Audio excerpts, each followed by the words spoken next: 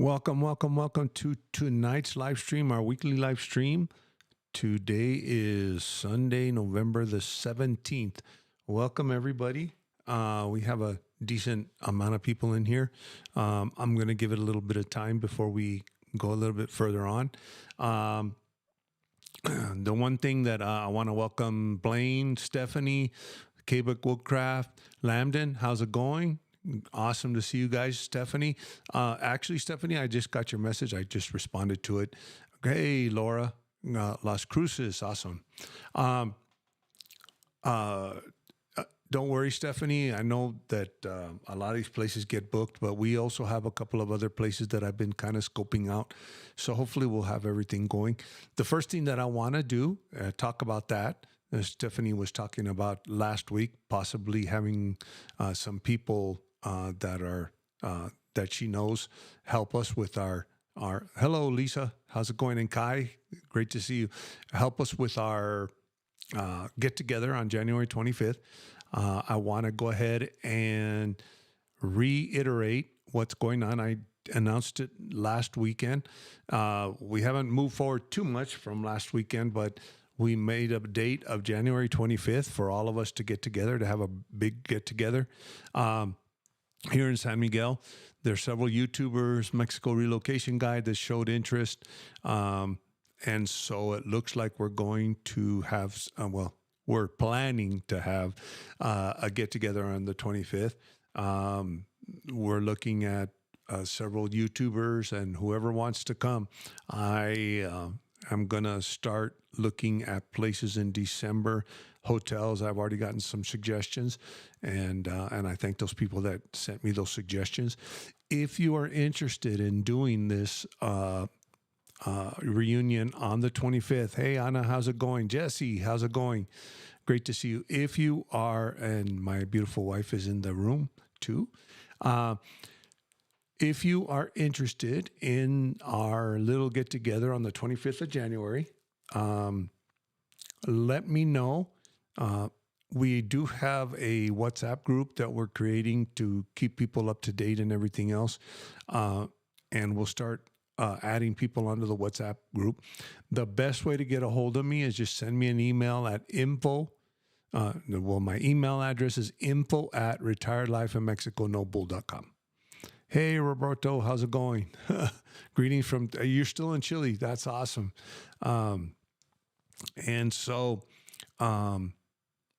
hopefully we can make this a great reunion. Like I said, we have several YouTubers. We're waiting to hear back from one or two more. So hopefully we can have everybody together and have a great time and get to know each other and everything else. I'm always up for all of that stuff. So with that being said, how far is San Miguel from Puerto Vallarta? It's a couple of hours drive from Puerto Vallarta.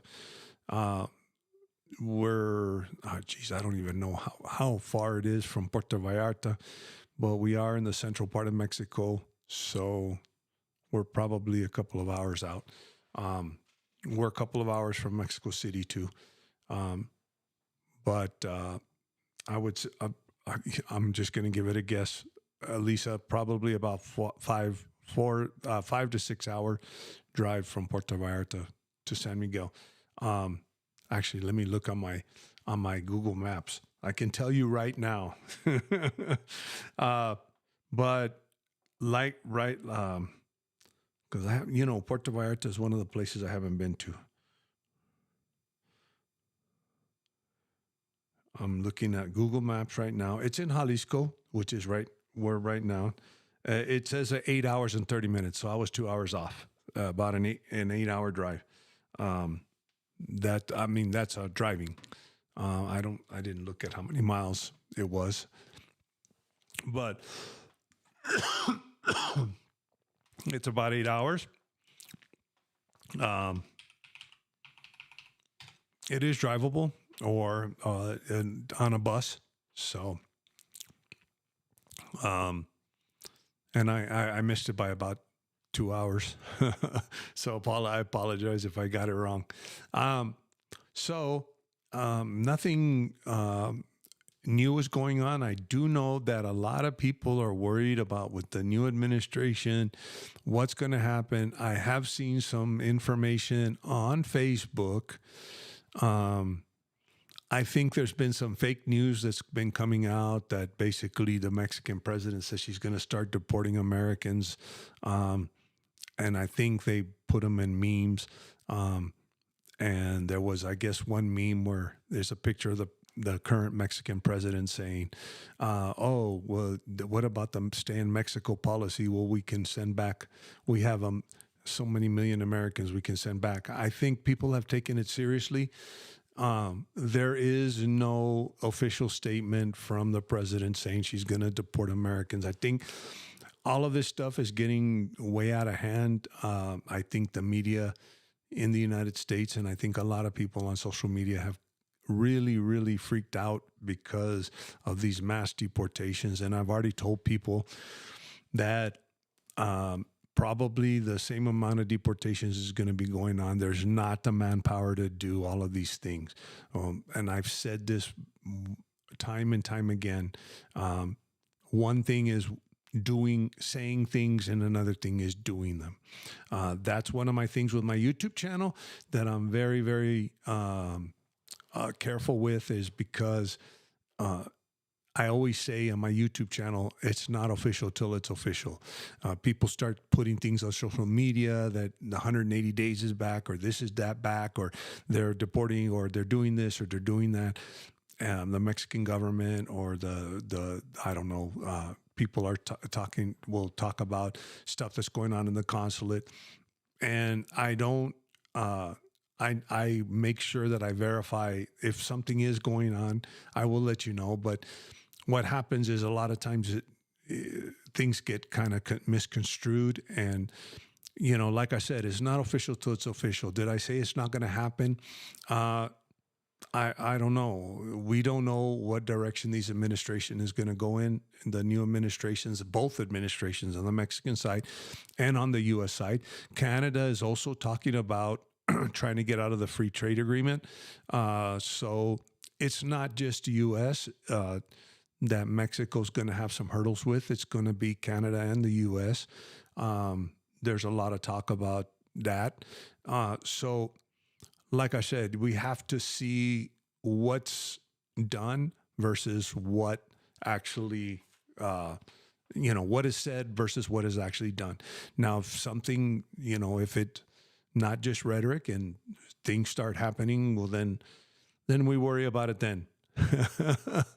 But like I said, don't worry until it happens.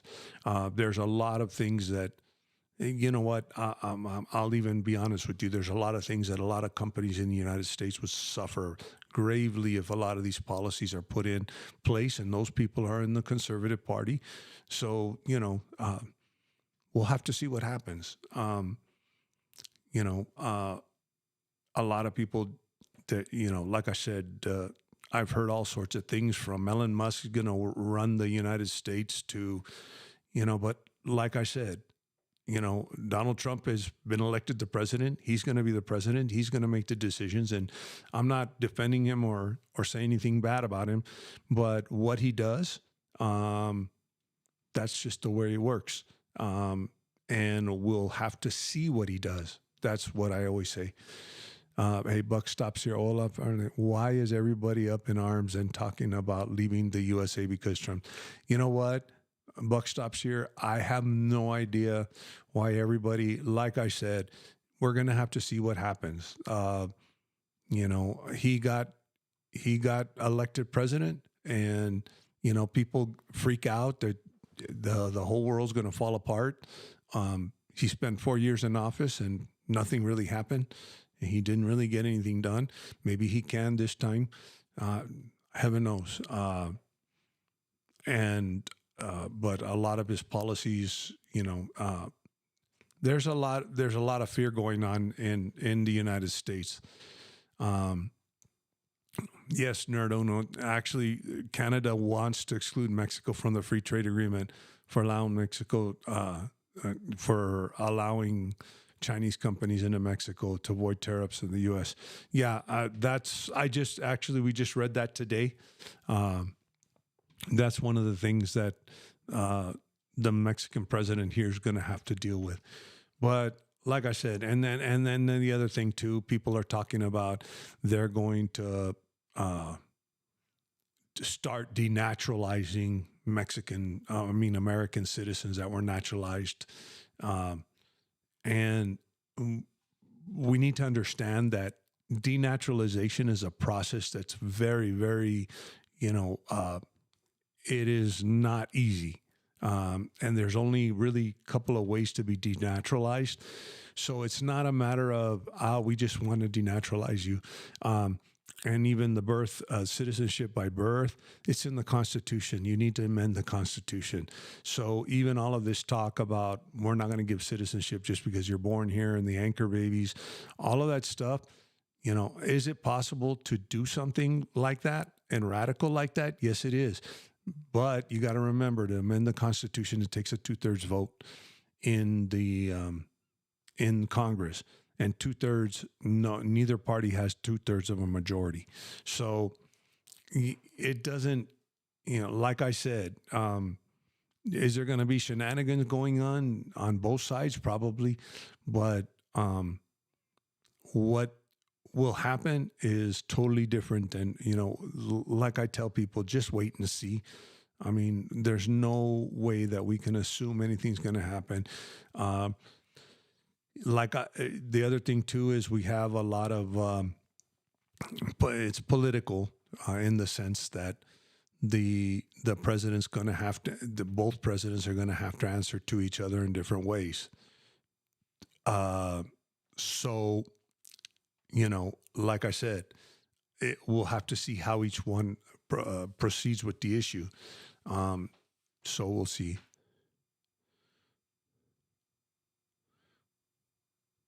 Oh, Jesse. Yeah, I know why people are freaking out, Jesse, but um, the thing that I'm trying to say is that, I think there's a lot of issues that, for example, women's rights, that the abortion issue, there's the transgender issues. The conservatives want to go back to a lot of things. There's a lot of talk about this Project 2025. Um, the thing about Project 2025 that everybody needs to understand, I'm not defending Project 2025. I've never even read it. I've just read excerpts from what people in the media have said it says. Um, a lot of the things that they want to accomplish in the Project 2025 is it's easier said than done. And if maybe I'm being okay with that, saying easier said than done. A lot of these changes that they want to make, the bureaucracy is so embedded in the government system. It's the same thing here in Mexico. You can't change things from one day to the next. You can't just take civil service away from people and say, oh, okay, now you're an at-will employee. There's certain things that really need to be done. Can it be done? Yes, but there's going to be needing to be a big cooperation with Congress. I'm almost sure Trump is going to try to do things to get around the system. Presidents have done that their whole career with executive order. I mean, their whole life, ever since we've had a president, they've done stuff with executive orders, but then there's courts and all sorts of other things. Yes, the Supreme Court, the Congress is stacked Republican, and the presidency too. But you got to remember too that some of these votes that you need in the Congress are more than just a majority. You need a 2/3 vote. And as long as you don't have that 2/3 vote, there's a lot of things that are mentioned in this Project 2025 that would need constitutional amendments. It's not as easy as we think. It's not as easy as everybody or the press makes it sound. Now, could we end up with a fascist regime or whatever you might say? That's quite possible. That can happen in any country. I'm not political. I'm not here to say there's going to happen. No, not going to happen. I'm just here to say that we have what we have right now, and we have to work with what we have right now. If we start seeing deportations of American citizens, then that's something to be concerned about. But that's fake news. Okay, I'm letting everybody know that that's fake news as far as deporting American citizens from Mexico. Now, has Mexico been doing that? Yes, they do. If you have an expired FMM, your travel documents, for example, there's people that get picked up with expired FMMs all the time. There's this is the side that we don't hear about in Facebook groups, but it happens. It happens all the time. Somebody has an expired FMM. Some people are detained upwards of a month. Some people are detained momentarily. Some people are pay a fine and leave through the airport. So this is nothing new, okay? And if you live here illegally, or you live here on a tourist visa or whatever you might say, and you let it expire, well, then you're here illegally anyway. You're going to get deported. You're going to get not even deported. It's not called deported. You're irregular, and you're not illegally here in the country. They call it irregular here in Mexico, and you'll be sent back to your country. And the detention time can vary depending on how quickly they can get you back. So this is the thing that we need to understand. If you're here legally, that's the same thing. Mexico has laws that they would have to change to take your permanent residency away. Can they do it? Yes, they can, or your residency away for whatever reason under the law. But this is not something that that's not, it's like I said, easier said than done. And so I don't think, what I do think we will see, maybe, is depending on how things go politically, we'll see probably maybe some, how would I say, you will see some blowback from the Mexican people just not liking Americans or whatever that, or Americans because of their policies. But for the most part, like I said, Mexico is, the people in Mexico are good people, and like I said, it's not easy as that. I don't think we're going to have a lot of issues. We're just going to have to see. I just saw a video. A lot of YouTubers are pushing this residency without financial solvency requirement. This has been going on for the last 3 years, and all of a sudden they make videos like it was something they discovered yesterday. The thing that this residency without financial requirements, and I advise everybody, is that it's called the regularization, the RNE program, the regularization program, and this program can go away at any minute. So we're just going to have to see. We have a new administration on both sides. So, yeah, Lambden, it is regular and irregular as opposed to illegal, alien, and alien. Seems much more humane. Yeah, actually, that's the way Mexico sees you. They don't see you here as illegally. I use the term illegal because I'm used to that from my former career. And we're used to saying in the United States, legal, illegal, and all of that stuff. And we'll just have to see what happens. So are there going to be a lot of deportations? Yes, there are. That's what happened the first time he was in office. ICE went crazy, knocking on doors and deporting people. Did they deport 50 million people or whatever, 10 million people? No. So, so we'll have to see what happens. Buck stops here. The Republicans will have to control the presidency, House, and Senate. They call it the trifecta. They only happened 3 times in history. It'll be harder to stop Trump. Yeah, it will be harder. And also the other thing, too, Buck stops here. In 2 years, we're going to have another congressional election. People are going to see. And this is my feeling. This is my feeling, is that one of the things that happens in politics, and I think people, and I'm not putting the American people down, but I think they kind of vote with their wallet.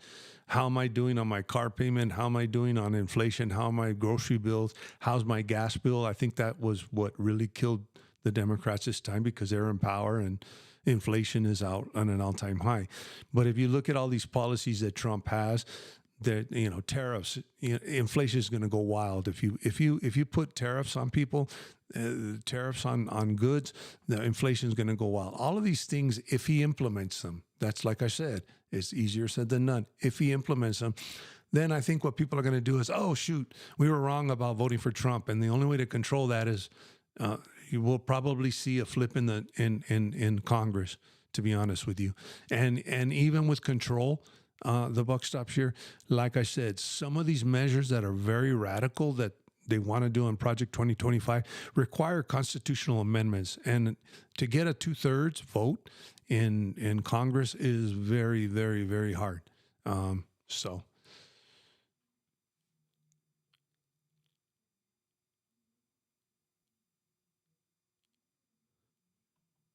Yeah, thanks, Ernie. Yeah. Let's look at the actions are actually is enacted, but the fear is not totally unfounded. Example, 1929 to 36 Mexican repatriation and FDR Executive Order 9066. Yeah, Laura, you know what? I will tell you one thing real quick, Laura. The thing with I do know that it is possible, and don't get me wrong, we'll have to see what happens, and we'll see. There's even talk about cabinet positions, appointing them during recesses. There's a lot of little catch-22s in the government. If they get this done? Probably yes. But like I said, it's easier said than done. And so what we really need to see is if this really happens. You know, a lot of people, here's the thing, and this is what I keep saying right now. We have to wait and see, because all the rhetoric that's going on, could it turn really bad? Yes, it can. And yes, it can be really bad. Now, if that rhetoric is followed through with, if it is successful, it could be really bad for some people that may get repatriated back to Mexico. You may see some changes or you may see some nationalist ideas of, and it actually happened in Europe and with Britain when they did the Brexit. But Britain is suffering for that now. They really, later on, they're suffering the consequences of that. And that's a perfect example. The people wanted to get rid of illegal immigrants and all sorts of stuff, and we need to get out of the European Union with all of this Brexit stuff. And the people voted emotionally. They didn't vote with what was logical. And that's what I think happened in this election. They voted emotionally. Now, and the motion was, my groceries cost more, my goods cost more, and supposedly, you know, I don't know how many of my friends I've seen post on Facebook, it's going to be nice to afford a meal now. How do you know he's going to fix it? And those are just promises. You got to remember, even if the other opponent, if Kamala Harris would have won, well, she was promising all sorts of things, but does that mean that she's going to do it? Politics is people say one thing and another thing. The media has not told the truth about Project 2025. And like I said, Nerd, I haven't really looked at it. I've just seen what some of the radical ideas supposedly in it. And even if those radical ideas were to be implemented, for example, even if you have, they're talking about the one I'm most familiar with, the civil service, the Schedule F. And there's also Schedule C appointments and I think it's Schedule C, where they can hire people that on which exempts you from civil service.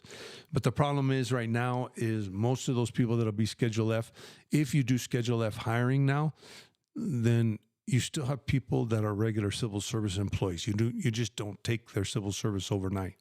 And that in order to get rid of civil service, that would take a congressional action to actually abolish it. That's how it would play out. So what I'm saying is I'm not saying that it can't be done, or any of those radical ideas can't be done. I'm not saying that there's not catch-22s that you can get around the rules, because I'm almost sure. I mean, that's what all these politicians do. They try to figure out how to get around the rules. So that's why the president has 50 lawyers or 100 lawyers or 1,000 lawyers or any kind of person in office, to see how legal it is that we can do whatever this or do that to try to get around the rules. So we'll see what happens. Can it be done? Yes. It's just harder to do. I'm a little bit optimistic. Not optimistic on the fate of the U.S. government or in the fate of the economy there, but I'm optimistic in the sense that it's not going to affect us here in Mexico, other than maybe some animosity. So, Lambden, I believe around 5% of the U.S. workforce are undocumented workers. Financial ramifications of mass deportation would be immense. You know what, Lambden, I'm going to tell you a story, and this, I'm not saying anything that people don't know because it came out in the news. When I was working, one of the things that we did when we were trying to find our identity, my agency was trying to find our identity, was we decided that how are we going to attack the illegal alien problem on a larger scale or a larger level? Because our agency, the agency I belong to, the investigative part of it, we focused on human trafficking and human smuggling and everything else. But one of the ideas that was floated around, and it was even supported by the administration at the time, was let's crack down on the employers that are employing these people, the undocumented workers. And we started an investigation. It was a 2-year operation. We spent millions of dollars investigating large-scale corporations that were hiring undocumented people. One of those companies was a food company that's very famous. And we decided that we were going to do the operation. We were going to show up to all of the factories and basically pick up all these undocumented workers. We had a big operation. It was nationwide. We sent agents from all over the world, all over the United States. And guess what happened? When we hit that one major company, that very big food company, the White House got a call. Needless to say, we were told to leave the premises, even though they had undocumented workers. This is a major corporation that was hiring undocumented workers. And basically nothing happened to the corporation. The corporation paid a fine. And we ended up processing all the undocumented workers and giving them permission to stay here. We didn't deport any of them. And nothing happened. That goes to show you, and this is because this was a major corporation, and they called the White House and says, do you want your supply of this certain food to go off and your prices to go up, and you're going to go, I would advise you to get your agents out of our factories. And that's what they did. So this is what we need to understand. And this was something that the administration supported. It was all the way up to the White House. They knew we were doing this. So that just shows you, but what I said, saying something and doing something are two different things. And, God forbid, I don't know, Elon Musk is, let's say I'm being hypothetical here, but let's say Elon Musk is hiring illegal alien or illegal undocumented workers. Do you think that if we sent people to go deport Elon Musk's workers, that Trump wouldn't get a call in the White House saying, why are you deporting my workers? So you need to understand there's a lot of stuff that goes on behind the scenes. Anna,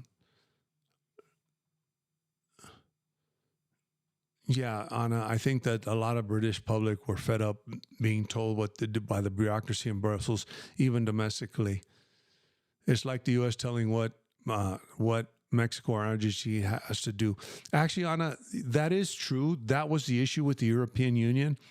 But the point I'm trying to make is that when the Brexit happened, if you looked at the news and the media and everything else, they riled the people up. They riled the people up to say, yes, that was the political reason, because domestically they were tired of this union telling them what to do and everything else. And they weren't getting a fair shake, in the sense, or that's the way they felt. But what you saw in the frustration in the people was the immigrant problem. Get the immigrants out of here. This is the problem with the European Union. They don't need travel documents to come here. They just come here. So what happened was, same thing in the United States. What's the issue? The issue is inflation. The issue is not immigrants. The issue is inflation. The issue is that my gas costs more money. The issues are that I can't buy with $300, and I go to the grocery store, I get not even a quarter of a cart of groceries. That's the issue. But what was the political rhetoric? All the illegal undocumented workers taking your food, all the documented, they're eating your cats and dogs, all sorts of stuff. And that's exactly what's going on right now in the United States. It's not even the issues. It's just a bunch of rhetoric. And what happens out of that rhetoric? Hey, Michael, how's it going? What happens out of that rhetoric is nobody knows. That's what I'm trying to say. We don't know. And we can't assume anything until we see it. And like I said, if I don't know, Trump and his team are so brilliant that they get around all the rules and they are able to push their agenda, and a lot of these radical ideas get passed, then we'll have to see what happens. We may even see a lot of political violence in the United States. We may even see, like I said, the next thing might not be the regularization program. The next thing might be political amnesty here.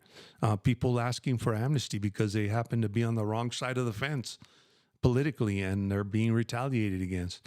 So, I'm not saying that these things aren't going to happen. I'm just trying to say, don't make sure that it's happening before you start freaking out about it. One of the biggest things about living in Mexico, and that I love about living in Mexico, is that I'm stress-free. I'm not worried about, I don't even worry about what time. We were just talking about this today. I don't even worry about what time the plumber's going to get here, because I've learned patience, because the system is different here. The culture is different here. And it's a culture of peace. And I even told Laura the last time, one of my top things here is the culture and the peace I feel being here, not having to worry about the stress of, or the press telling me that, I don't know, Americans are eating your cats and dogs. That doesn't happen here. Is there a lot of political stuff that goes on? But you need to understand the Mexican people. Let me explain something to everybody here. If you come to live here in Mexico, the Mexican people see politicians as politicians for what they are. And you'll sit down at a table and you'll have people that have different political opinions. They might even with this last two presidents, or this one and the one before, many will even say, oh, we're going to turn into communists. We're going to do this. We're going to do that. But at the end of the day, everybody's friends. I don't think anybody has lost a family member because the other member was on the other side, and everybody has agreements. They'll tell you that's just the way it is. That's the way the system is. They accept the system for what it's worth, but they don't give it credibility in a sense. So we'll see what happens. Gringuísimo, off topic. Never off topic, Gringuísimo. I'm going to get to this question because this is what we ask me anything. I'm just talking about what's going on, but ask me anything about Mexico. That's what we're here for. Off topic. Is there a limit as to how many times one can apply for temporary residency if denied the first time? If documents aren't accepted, and would it be held against you on subsequent application? Grigissimo, you can actually apply for as many times as you want. If you're doing it through the consulate, the only thing you might get flack with, Gringisimo, if you go to the same consulate and keep applying, they're going to say, well, we already denied you. But what I have seen is people, maybe they go to one consulate, and I've seen this happen a lot in Washington, D.C. For whatever reason, D.C., people have had issues with DC, even when they qualify. People were told, you know what, we're not giving you, even though you qualify. And we just don't like, I woke up on the wrong side of the bed, or you said something I didn't like. And those individuals ended up going to another consulate and ended up getting it because they already qualified to begin with. So there is no limit. And like I said, most of the denials you're going to see is going to be because of the financial solvency requirements. But then if you're kind of close, sometimes they'll even accept, like, yo, you're $100. One consulate will say, you're $100 short, no way. And another consulate will say, you're $100 short, don't worry about it. Another consulate will say, have a lower requirements. Every consulate is its own little kingdom. That's what I tell everybody. So if you go to a different consulate, some consulates, you have to live within the what we call the area of responsibility of that consulate. So there's no, or for example, let's say you go and you apply right now. Let's say you go to apply at the consulate denies you. Okay, but let's say the regularization program is still going on right now. And so you come over here, you get a 7-day FMM, and you go and you say, okay, my FMM is expired. I want to go for the regularization program. No one's going to go back and say, well, you got denied at the consulate. If you qualify, you qualify. And there's you have to have entries for a certain date. But if you qualify under that, no one's going to take that against you. So dying to retire by. In my understanding, the only way to downsize civil service is for each agency to offer early buyouts, as has been done before. At best, it would be 10-15% reduction, not the numbers being thrown around. Exactly, dying to retire. As a matter of fact, I didn't get in on time for on the civil service retirement. We used to have, I ended up on the new retirement system, but there used to be a retirement system called CSRS. I don't know which one you're on, dying to retire. But when they changed the retirement system, the people that were already on CSRS, which was the old one, they were allowed to stay on. They were grandfathered, because the reason why they were grandfathered is because that's the way they signed their contract. The government would have had to.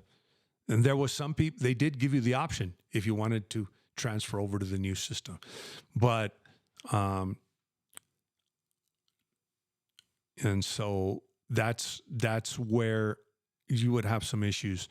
And now here's the thing, maybe they might, but like I said, you have to understand that the administrations might change again. So it's really hard to, I'm not here to argue that civil service is the best thing, but I'm here to tell you that, I used to make a joke, and it is a joke.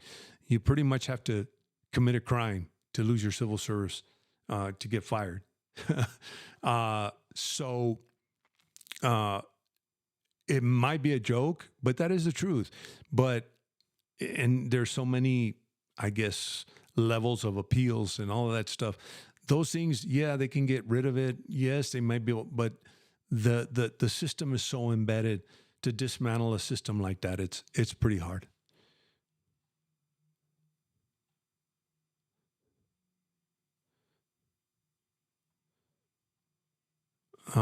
It appears Trump is repeating the steps of Eisenhower, as many as 1.3 million people may have been swept up in the Eisenhower era campaign called Operation Wetback in the 1940s.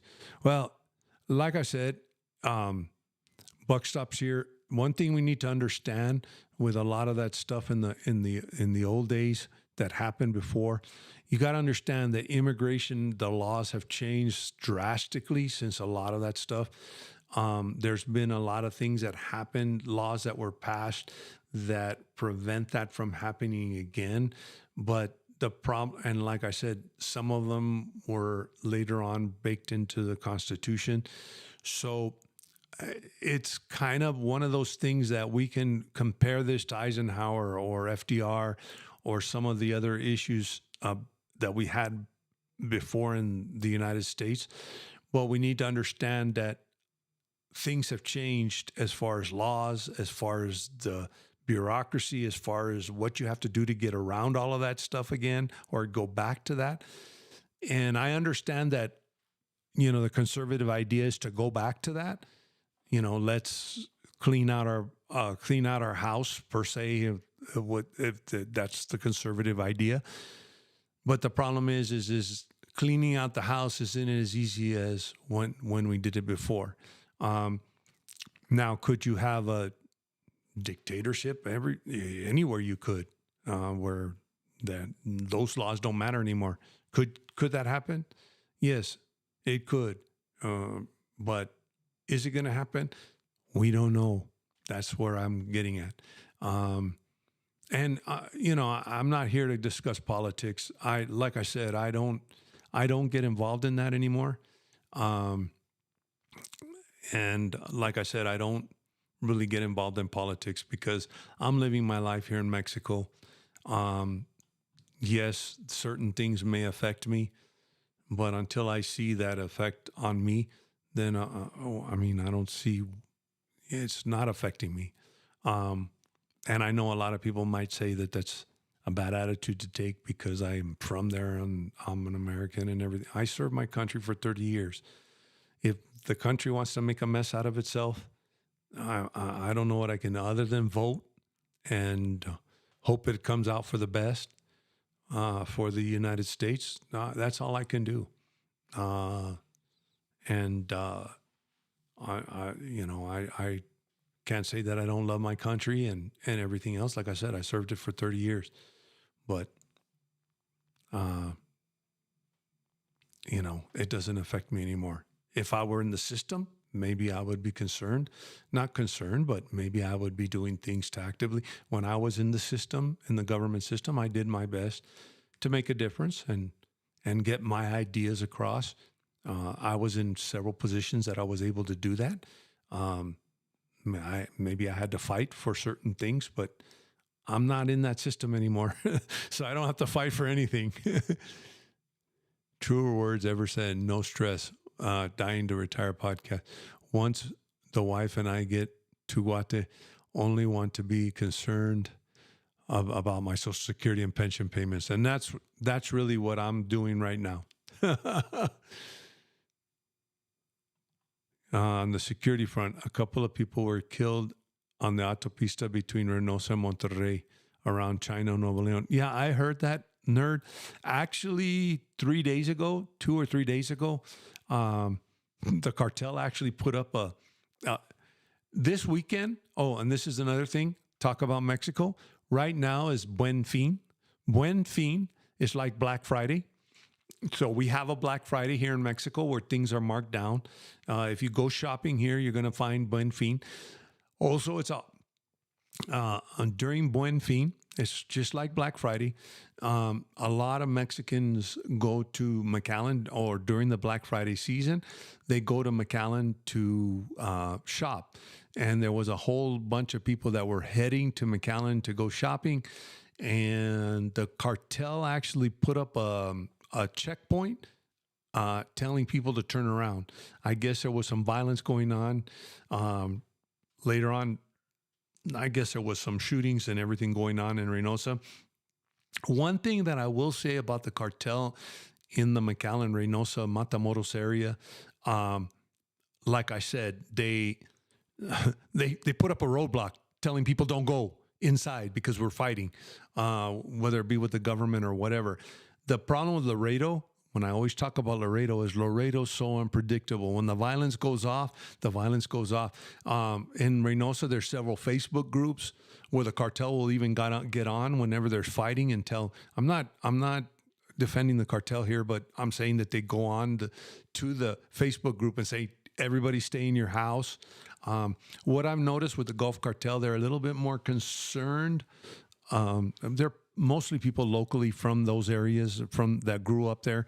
So they also want to kind of take care of the people in a sense. And, their neighbors, people they grew up with and everything else. Whereas in Laredo, you've got to remember the cartel there is a little bit of a spinoff from the Zetas. And the Zetas really have no loyalty to nobody. They're not from Laredo. So you have a different mentality. So what ends up happening is a lot of times Laredo is more dangerous. And Laredo's a lot more dangerous because the violence is just spontaneous. It's not something that you can check on Facebook or check to see if there's what's going on. Or like I said, in this last confrontation, not even a week, it was this last week in the confrontation. How many people do you know that, no, the cartel's going to put up a checkpoint so nobody will go into the war zone? That's kind of different. And we do know some people that traveled through there. They didn't see anything. So, Nerduno, Claudia seriously being challenged on the security end. I just hope they keep trying different strategies. Yeah, hopefully we'll see what happens, Michael.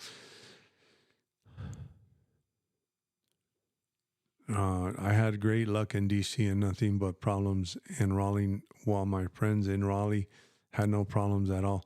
Seems to be completely random. Yeah, well, you're on first? Yeah, I'm on first too. Exactly. Timesheet fraud. I don't, if that timesheet fraud was the one you're talking about to get you fired. Actually, believe it or not, there's a couple of things that'll get you fired that are, like I said, you could almost get charged with a crime, but then there's certain things that are really trivial that you can get fired for. One of the big things with us is the abuse of the government vehicle. But what I'm trying to say is there was some things that were just practically, I don't know how to explain it. Sometimes you have to break the rules, but those rules were so ingrained into you. And time card fraud is one of them. That's fraud. Actually, it's a federal crime. if you're lying on the forms and fraudulently putting your records there. So really, technically, yeah, time card fraud. And not all the time do you have to be convicted to get fired. I mean, if they have enough evidence to prove that, then sometimes they tell you just go ahead and quit before we actually go after you.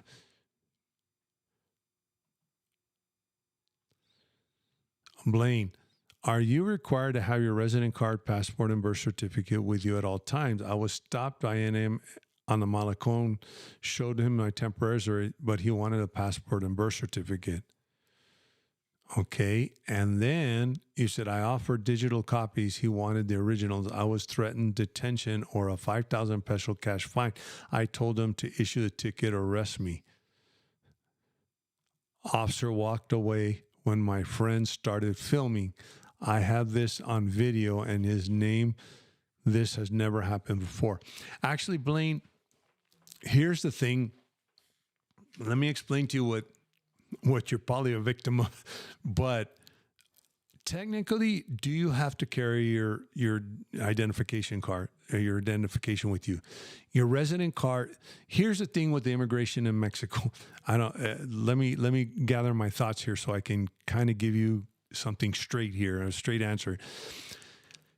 Technically, you have to be able to show at all times that you're legally here in the country. That might be carrying your FMM, for example. And if they ask you for your FMM, if you're a tourist, you're a resident, if you have an FMM, you need your passport to go along with that.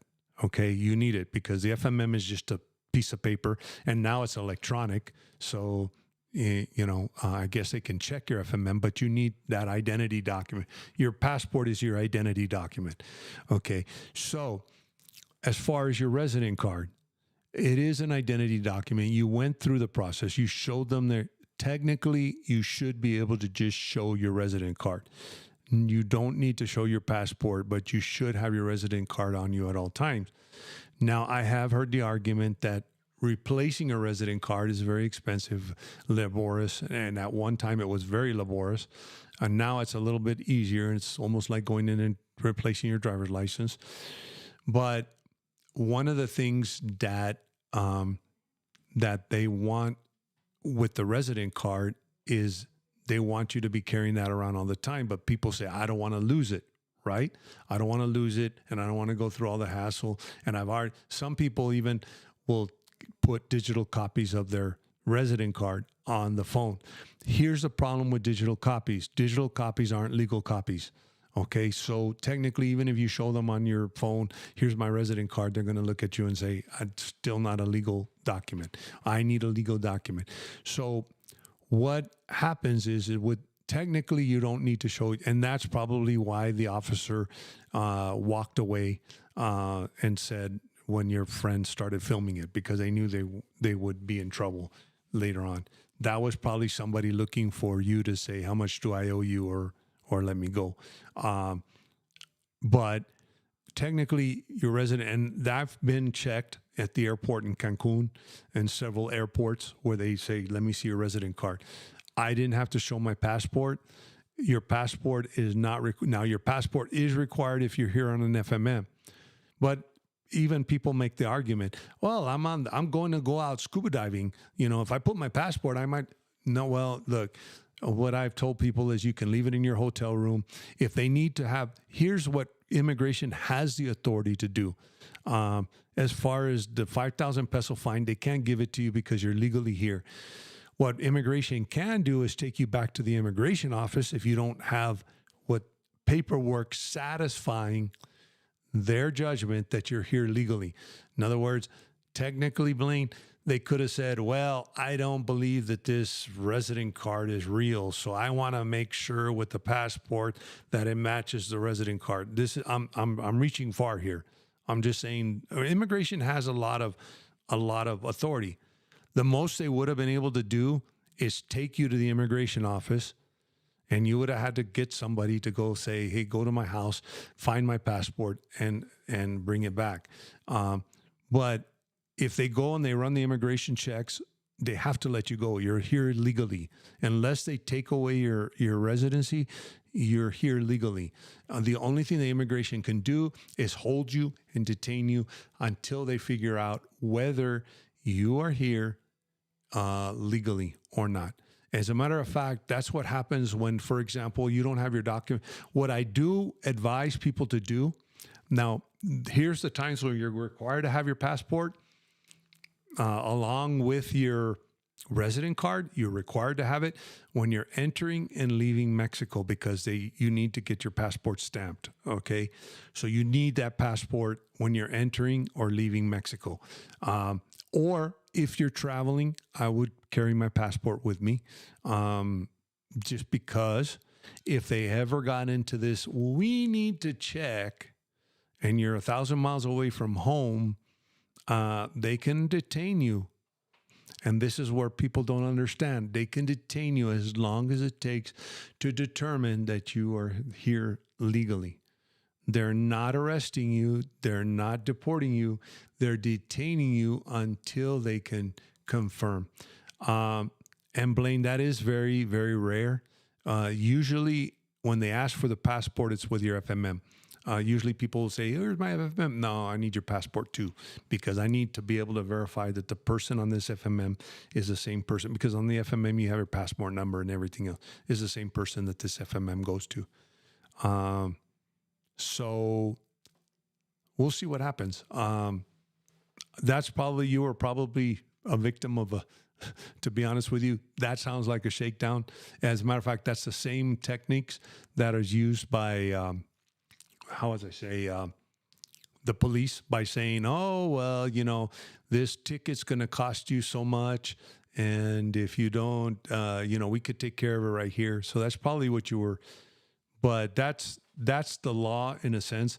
Can they make you produce your passport? Yes, if they can justify the reason why. So, Michael, I have seen local media start to criticizing security getting worse since she took office. Actually, nerd, I've seen that going on since the last administration. Nerd,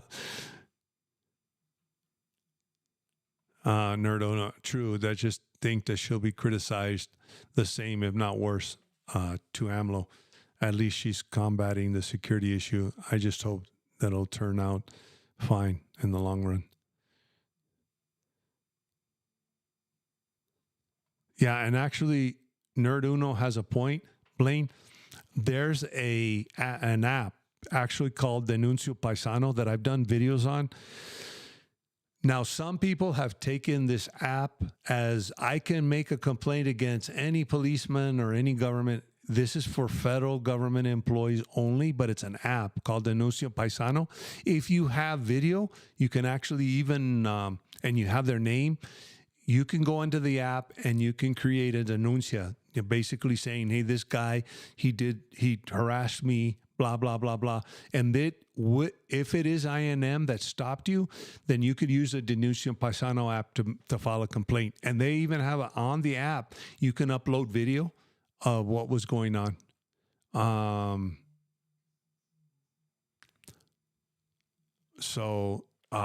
That's one of the things that you might want to look into. And they have an iOS app and an Android app. Now, this is not for all police and all, because everybody, I've seen this so many times in Facebook, use a Denuncio Paisano because you got shaken down.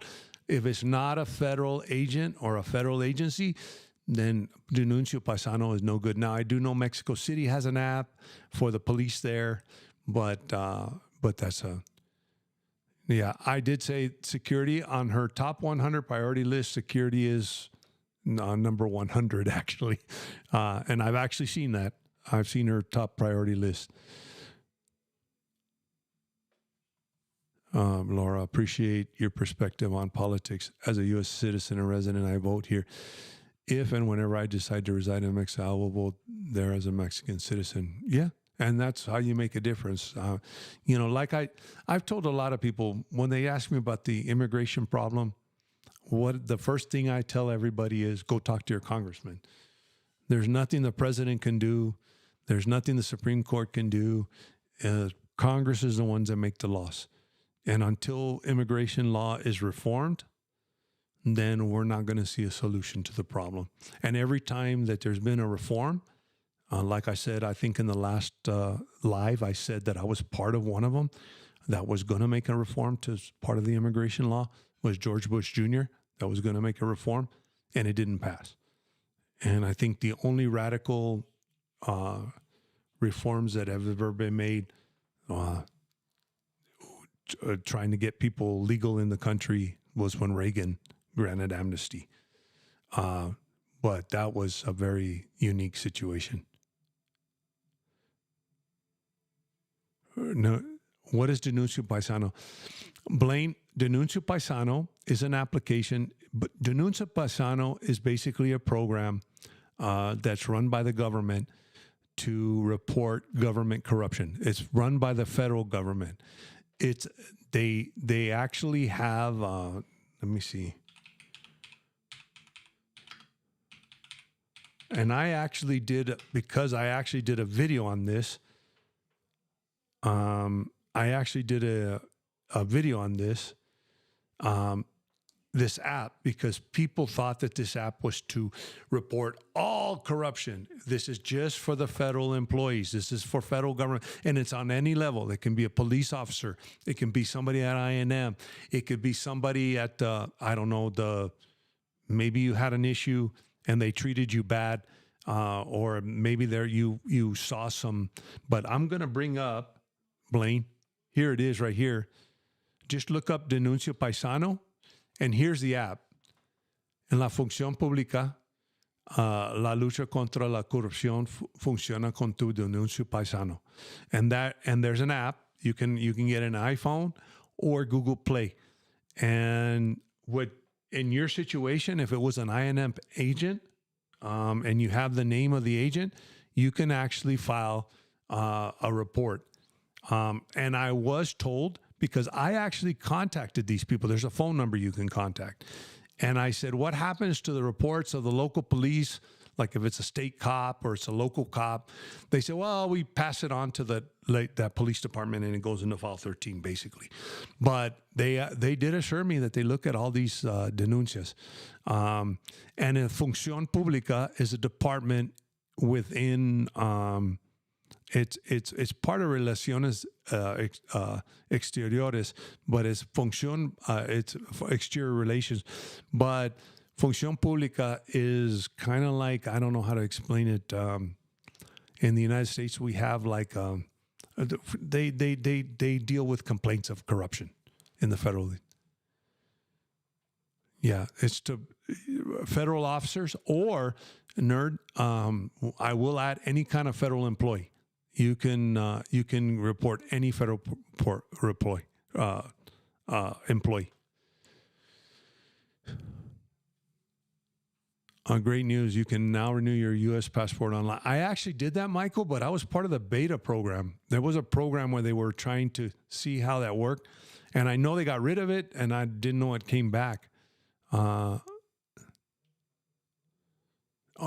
your state ID. Actually, I wish I could have done that with my Texas driver's license, but Texas isn't part of the iPhone, the wallet thing.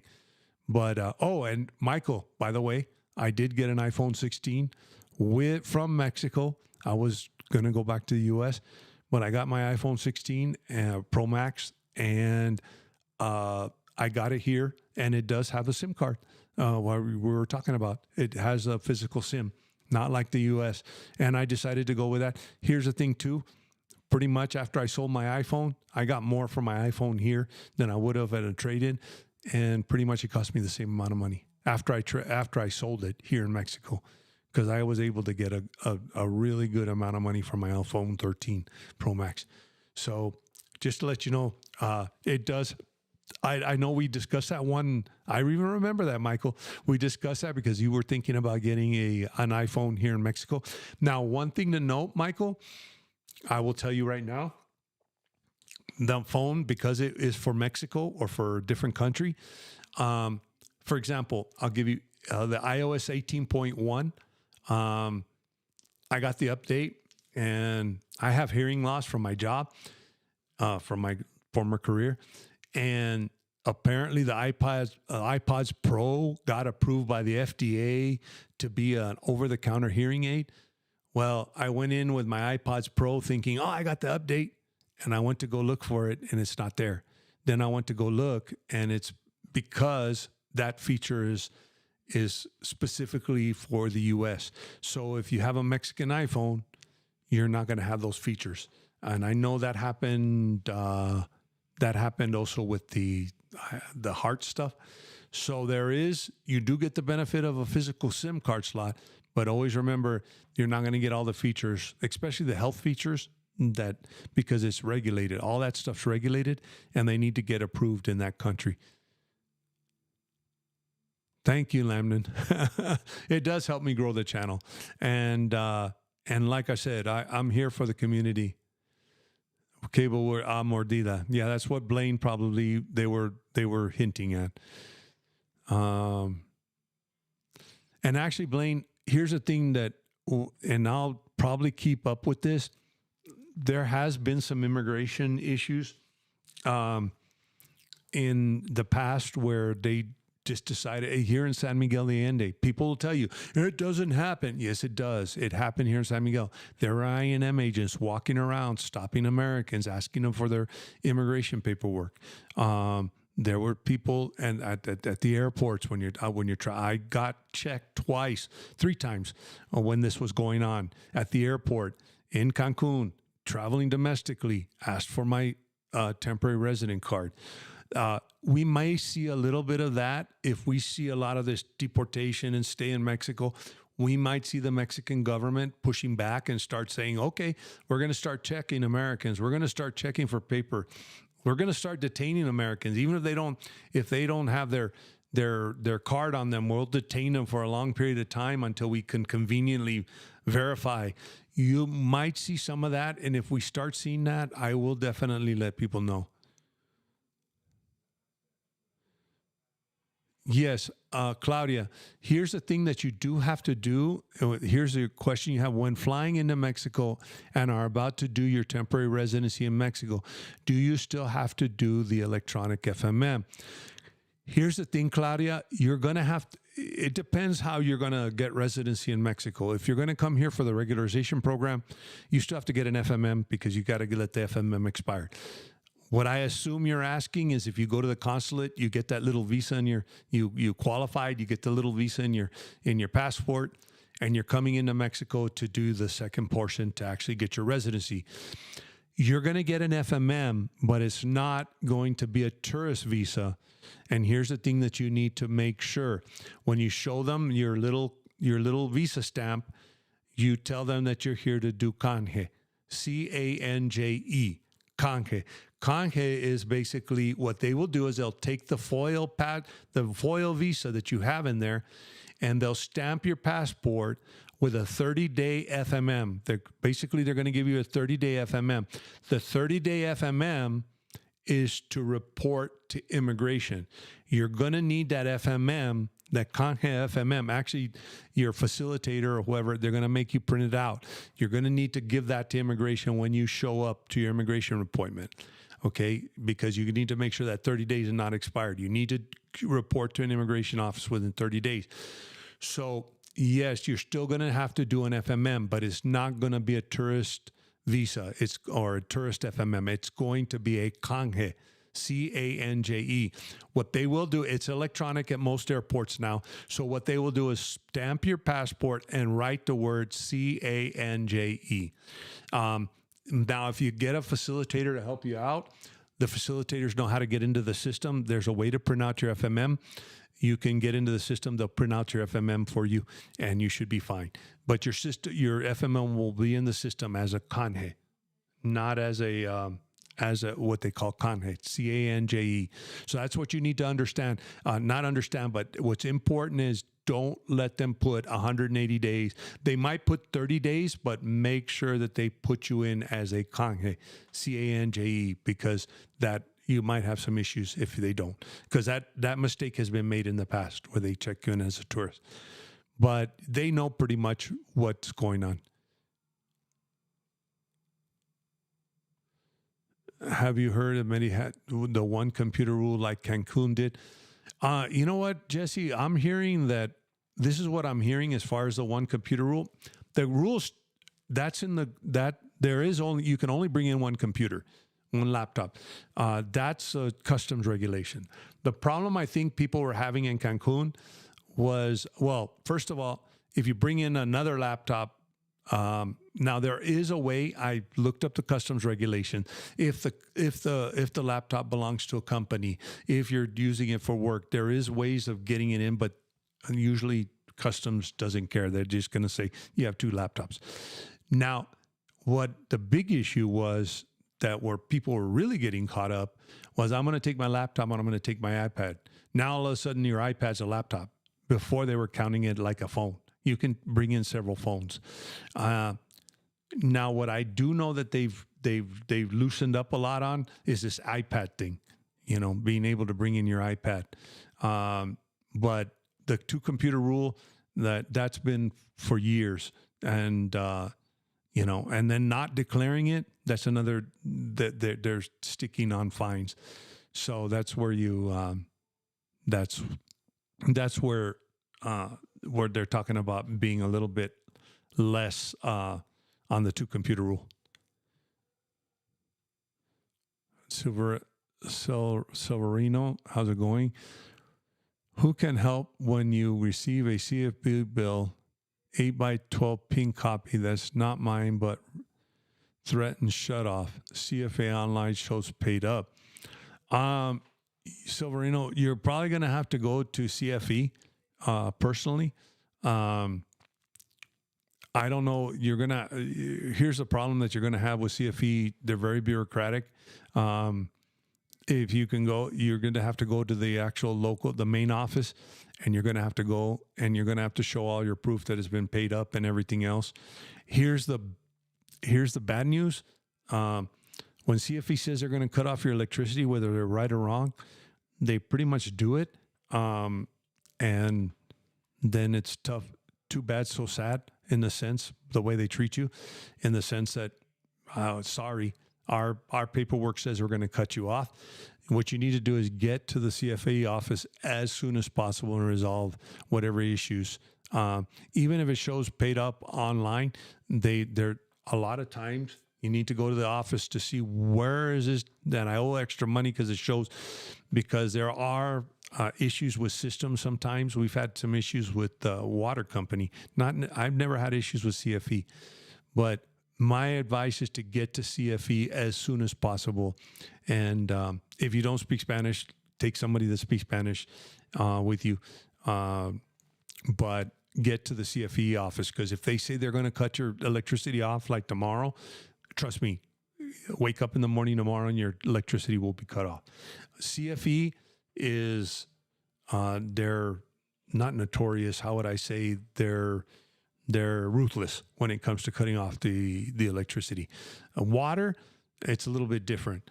Water, you can go sometimes have a past due amount and it's not a big deal. But electricity, they'll cut you off.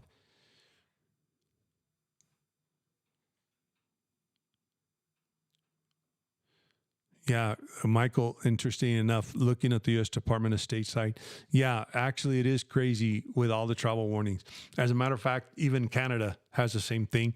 I do know last year I was helping with a group of nurses translating that came in from Canada, and they couldn't come to San Miguel de Allende because Guanajuato is considered the whole state of Guanajuato, but they had to go to Querétaro this year. I didn't go to their little thing, but it's getting crazy with all the travel stuff.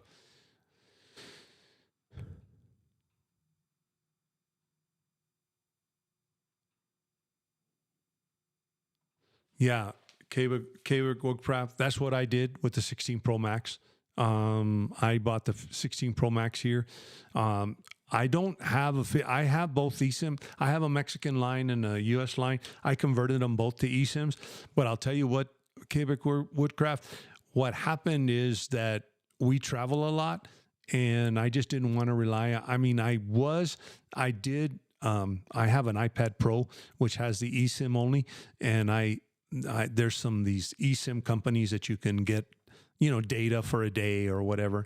And we're planning a bunch of trips next year, traveling outside of the country. And so I was like, you know what? It's a lot. When I went to Guatemala, it was a lot easier on my 13 Pro to just put a Claro SIM card in there. Not everybody has eSIM.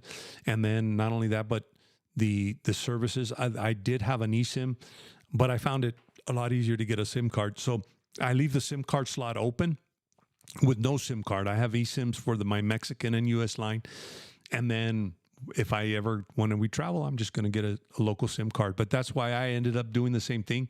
And I'll tell you what, Quebec Woodcraft, I sold my iPhone 13 Pro Max, and I got a lot more than I would have gotten as a trade-in so in the end, the iPhone cost me the same amount of money, if that makes sense, as it would have in the United States.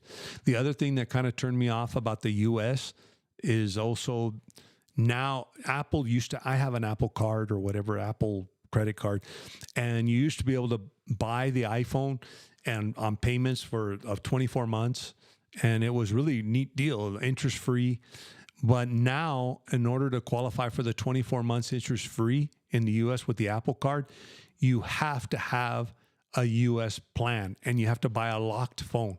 The only way you can buy an unlocked phone now in the U.S. is by buying it outright cash, or not cash, but you can put it on your Apple card and get your cash back or whatever, but you have to buy it outright.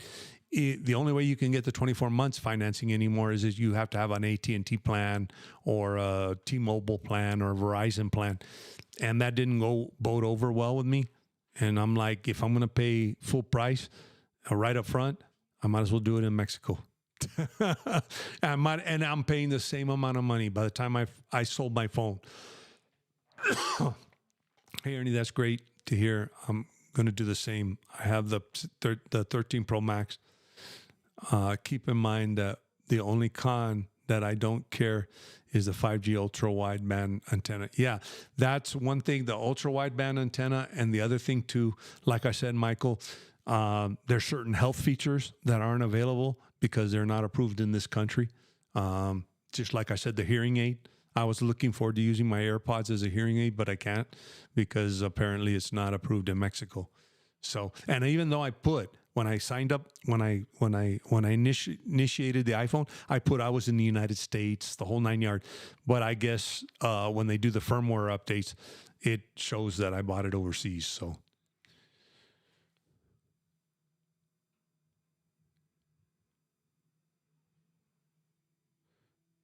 Okay, nerd said, "What do you mean, not yours? Correct address, but wrong name on the account." And yeah, oh, Silverino, where are you located, Silverino? Because I know that you're saying that you might have not used 5,800 pesos or 59, but here's the thing with that I'll explain to you about the electricity.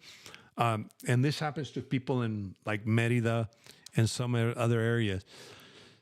Electricity is really super cheap because it's up to the first 500 kilowatt hours. Your electric bill is subsidized by the federal government. So you're paying like 1 peso per kilowatt hour. So if you got 500 kilowatt hour, and here's the other thing too, the bill is for 2 months of service, not just one. It's for 2 months. And then here's the thing, because it's subsidized, once you pass that 500 kilowatt hours, then you get put into a different rate, that goes up exponentially. So what people have had the problem with, like in Merida, especially with the air conditioning, they run the air conditioning all day long, and maybe their first bill comes out to 500 pesos, and then the next bill comes out to be 6,000 pesos, and they're like in shock. Like, how the heck did I spend 6,000 pesos? You really need, and actually, Silverino, I'd go down to CFE and have them explain to you, because if you bypassed, and also on your CFE bill, if you look at it, there's a little meter on the top that shows what section, not a section you're in, but that you're a high use user. And if you're in the high bracket, 5,800 pesos, depending where you're at, and if you're running your air conditioner all day long, believe it or not, doesn't sound unreasonable. I'm not saying that it's not unreasonable, but it doesn't sound. I'm not surprised. How would I say?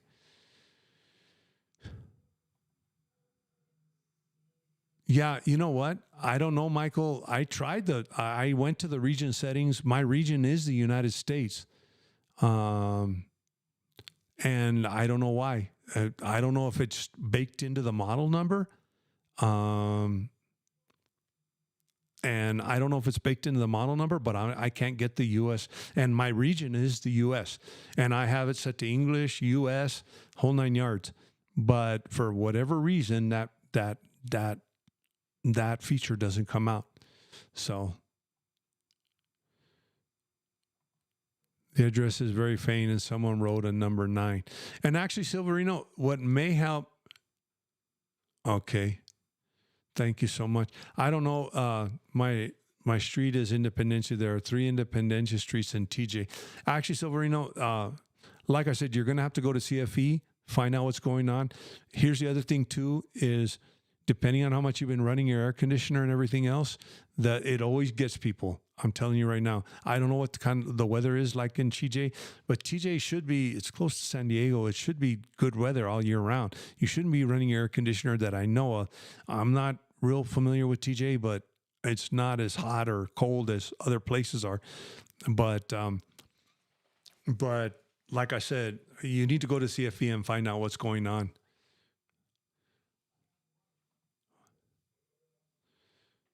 Okay, wow. going with the landlord. The other thing too, Silverino, that you might want to be careful with. Here's the other thing that I've also noticed in Mexico with landlords and all of that stuff, especially if you live in a multi-unit apartment complex or a multi-unit. Here's the thing too: some houses are converted into multi-unit things, and they have their own meters and all that stuff. I have had some friends that I know of that were in Merida at one point. Another apartment was sucking up their electricity for whatever reason, the way it was wired. Nobody ever complained before, and they ended up getting some outrageous bills. So that's another thing you need to be careful of. And actually, I would talk with the landlord first of all and find out how the meters are working there or what the deal is.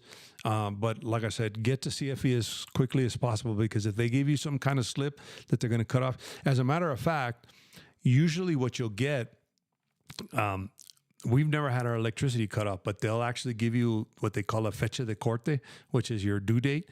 And if you don't pay by the due date, the following day your electricity's off, pretty much.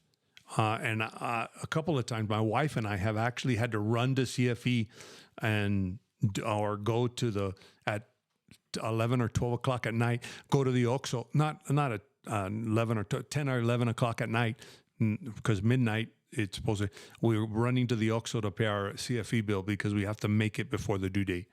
And there's no exceptions. And that's the thing with CFE. You really need to make sure that they don't cut you off. Is there still a one car at a time rule for importing U.S. cars for Mexican citizens? I'm working on my dual citizenship now. You're talking about when you actually move to actually doing a full importation, or you're talking about the temporary import permit feedstocks? Because those are two different things. And I believe you're only allowed to import one vehicle, and it's got to meet certain requirements. Now, on the temporary import permit, you're only allowed to have one temporary import permit at a time. So, yeah, eSIM companies like Airalo, MobiWater are a robbery. Actually, Michael, I use the eSIMs on my iPad.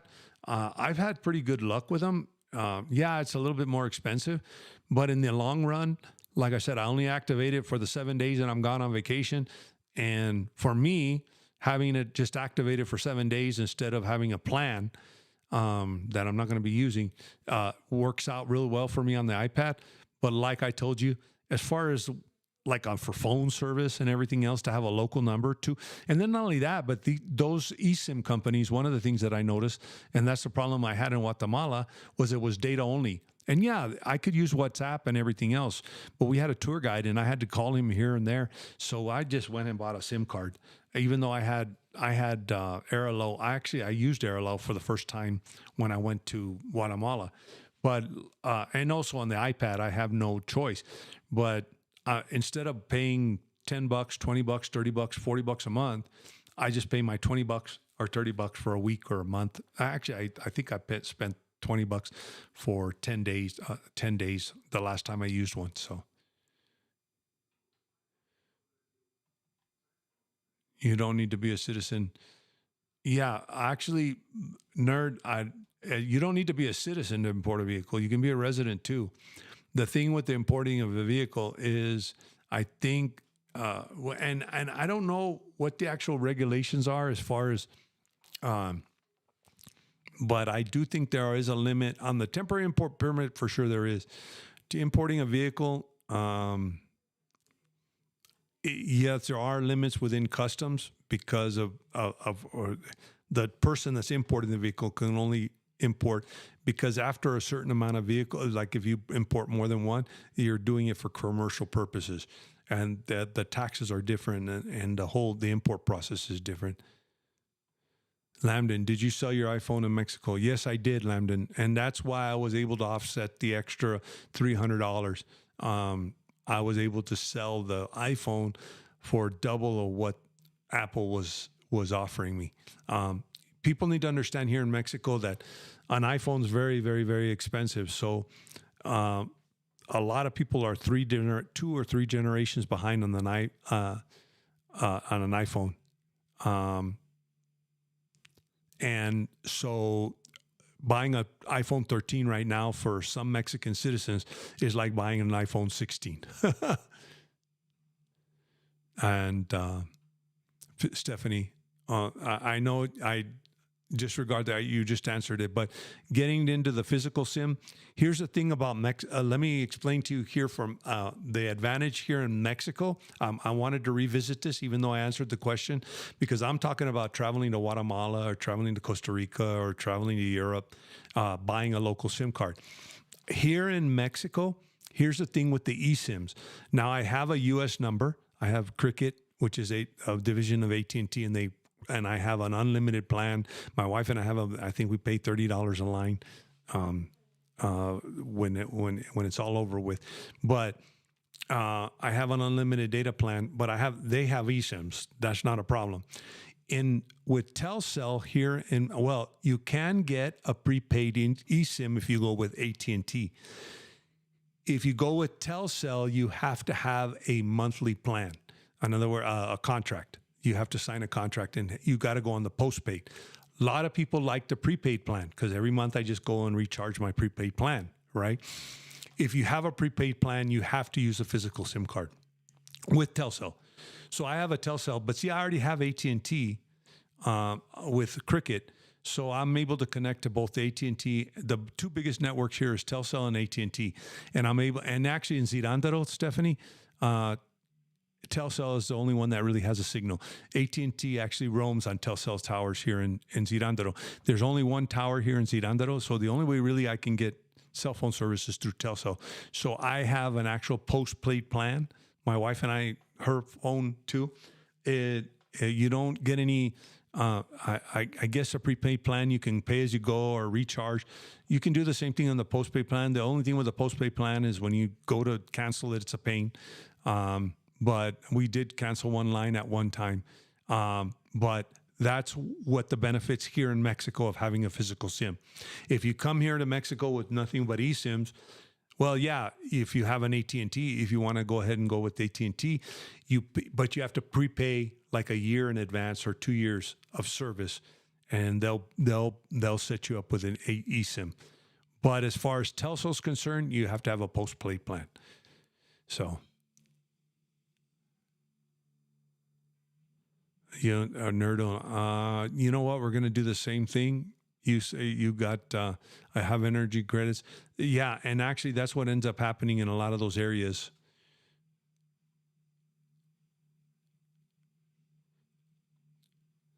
Yeah, actually, Pitt, I think, and I don't think it has anything to do with you being a citizen or a resident. It's that particular person importing one vehicle. I think it's one vehicle per year. The issues that you had when I worked with Mexican customs, and this is something that's a problem here in Mexico, is with the importing of vehicles, is some people might want to import the vehicle so they can turn around and sell it for, at one point it was, prices are getting closer and closer. And so the import prices are getting closer and closer. So one of the not the import, but the prices. But at one time, you could make a fortune off of importing a vehicle and then reselling it. So they don't want people importing 10 vehicles or 5 vehicles or 2 vehicles and making money off of it. So you are, I believe, if I'm not mistaken, and if this is a full import, if that's what you're talking about, an actual import, if your vehicle meets the requirements. I've seen people paying $12,000. Yeah, nerd. I actually talk about Monterrey. For the first 2 months when I was running my mini split, it was summertime, we paid over 10,000 pesos. We were already instantly in the DAC rate. So it's not that hard.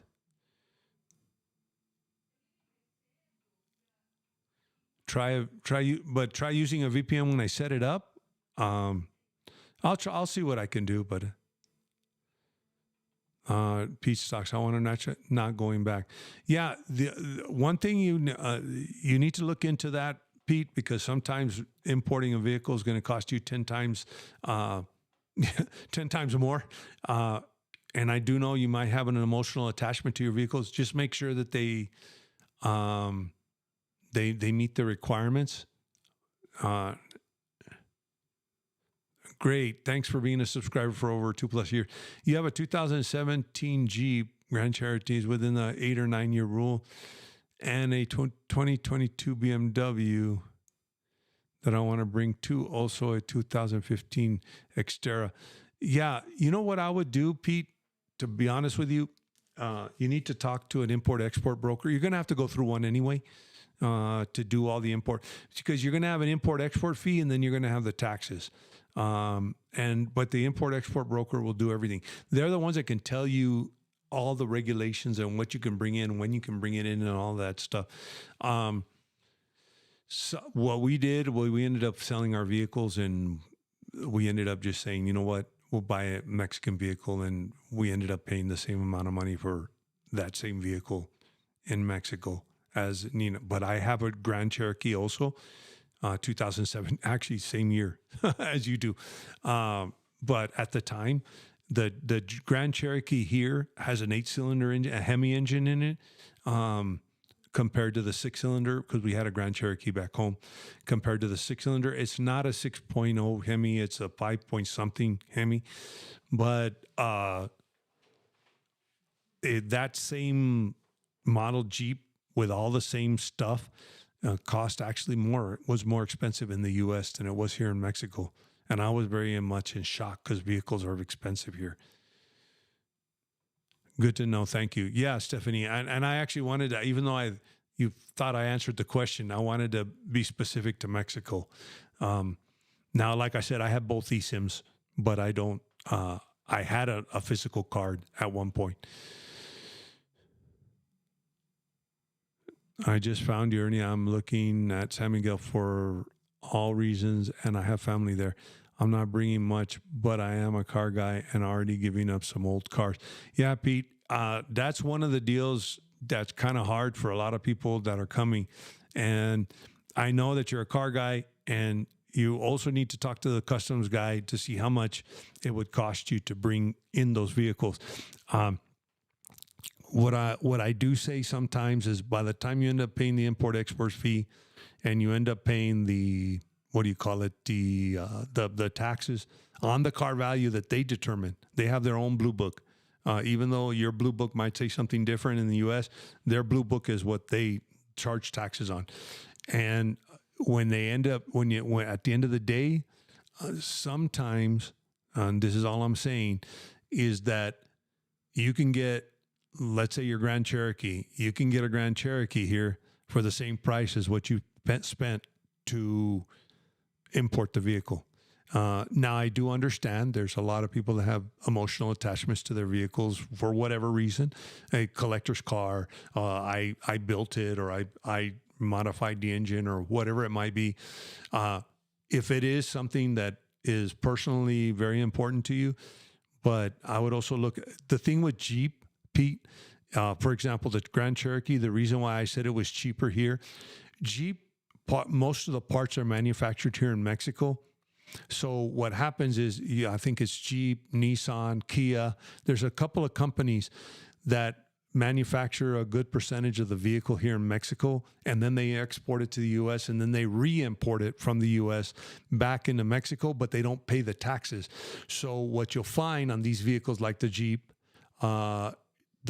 the prices are pretty comparable, or pretty much the same price. Or at one point in the U.S., because SUVs were so expensive, or they were marked up so much, it was actually cheaper, like back in 2016 or 2017, it was actually cheaper for me to buy a Jeep Cherokee here.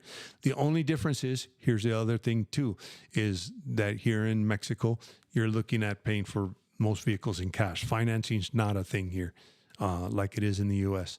So, if you have or what I did was I went and sold all my vehicles at CarMax, and we bought one.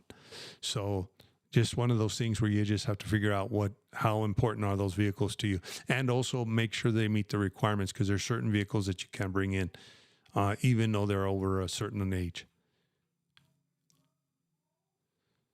Lambden, did you use a Mexican e-commerce site? Nope. Actually, Lambden, I used the local San Miguel Facebook group, and just announced it on the San Miguel, one of the San Miguel Facebook groups, and I sold it within a day. No, I didn't trade my iPhone in. Uh, I didn't trade it in. When I was talking about a trade in, as I actually sold it for more, I would have gotten that. That's what I was trying to say, Michael. I sold it for more than what I would have gotten in I would have gotten for a trade in. Now, I do know the Mac store here, if you actually live here, has a deal. You have to have a BBVA credit card.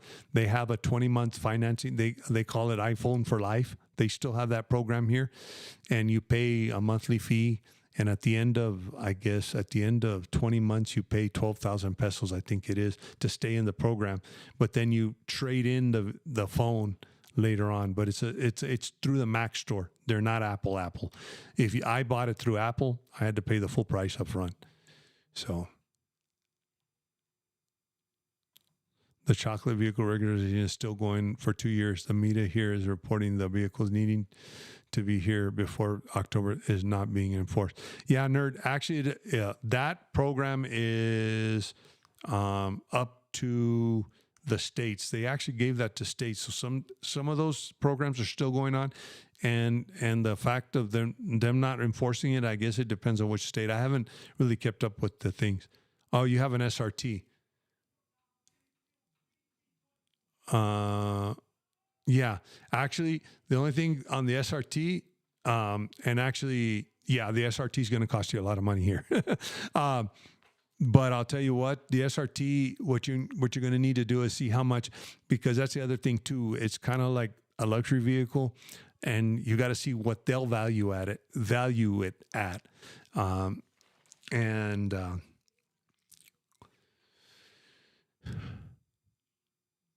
Okay. And you're trying to get the Mercedes here too. Um, I'm convincing you to get rid of a lot of cars now. Yeah, Pete, you might end up having to make that sacrifice because it is kind of hard and it is a kind of very expensive. But like I said, if you might have an emotional attachment to that SRT, and it just depends what you're willing to pay. You know, you might say, okay, I'm going to be able to get, it's worth bringing my car in for $15,000-$20,000, because I love this car so much I have emotional, you know what I mean, attachment to it. So,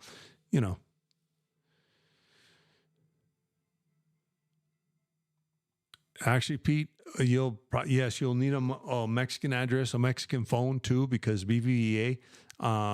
Actually, with BBVA, I need to use the app. You need a Mexican phone number, and you do need a Mexican residency address. You're going to get your dual citizenship. You shouldn't have a problem with you need to get your RFC. Most banks will require you to have an RFC, especially if you're a Mexican citizen. You're going to have to get it anyway. But the RFC is a tax ID number with SAT. So you'll need to get that, but you'll need a Mexican address with BBVA. I needed to, I had to get an RFC, and BBVA got me later on, and I had to give them my RFC number. I did open it up without an RFC, but that's when the RFC wasn't required. But you do need a Mexican address.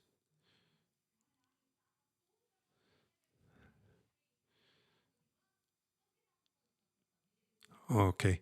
Yeah, that's the thing about it, Michael. You're going to have to buy it unless you have a Mexican credit card that you can put it on payments without interest, because I know that some of them do that. With Apple, I think it's Citibank that does the payments without interest, but it's through the Mexican Citibank, Banamex or whatever, Cibanco or whatever it is. I don't remember which credit cards offer the payment plan, but I got the Pro Max, the 512K, the 512 meg gigabyte version, and also that's the other thing too, Michael. Apple Care works in Mexico or in the U.S. or whatever, so Yes, you do need a proof of address, comprobante de domicilio, which will be a utility bill. Now, here's the catch on the proof of address.